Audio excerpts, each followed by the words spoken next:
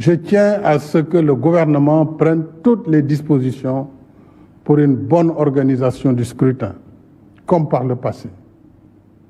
En ce qui me concerne, j'ai suivi avec beaucoup d'attention et d'émotion les différentes manifestations de soutien à ma candidature pour un second quinquennat. La dernière étant celle des 512 maires et présidents de conseil départemental sur les 601 que compte notre pays.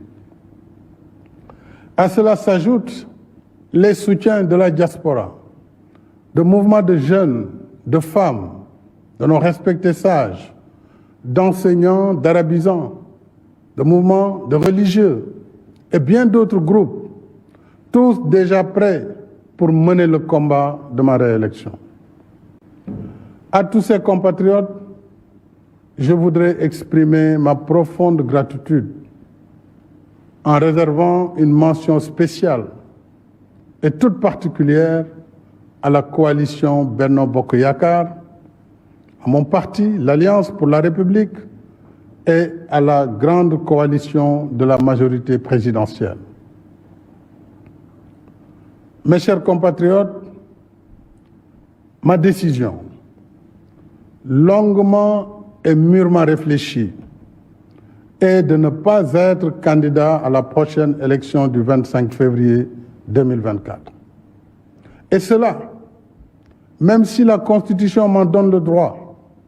En effet, depuis la révision constitutionnelle de 2016, le débat juridique a été définitivement tranché par la décision du Conseil constitutionnel numéro 1 C-2016 du 12 février 2016. Je sais que cette décision de ne pas être candidat surprendra tous ceux et celles nombreux dont je connais l'admiration, la confiance et la fidélité sincère. Elle surprendra aussi ceux et celles qui souhaitent me voir encore guider la construction du Sénégal, qui trouvent de plus en plus ses marques. Mais le Sénégal dépasse ma personne et il est rempli de leaders également capables de pousser le pays vers l'émergence. On a tant spéculé, commenté sur ma candidature à cette élection. Cependant, je n'ai jamais voulu être l'otage de cette injonction permanente à parler avant l'heure, car mes priorités portaient surtout sur la gestion d'un pays, d'une équipe gouvernementale cohérente et engagée dans l'action pour l'émergence, surtout dans un contexte socio-économique difficile et incertain. Contrairement donc aux rumeurs qui m'attribuaient une nouvelle ambition présidentielle, je voudrais dire que j'ai une claire conscience et mémoire de ce que j'ai dit, écrit et répété ici et ailleurs. C'est-à-dire que le mandat de 2019 était mon second et dernier mandat. C'est cela que j'avais dit et c'est cela que je réaffirme ce soir. J'ai un profond respect pour les Sénégalais et les Sénégalaises qui m'ont lu et entendu. J'ai un code d'honneur et un sens de la responsabilité historique qui me commande de préserver ma dignité et ma parole.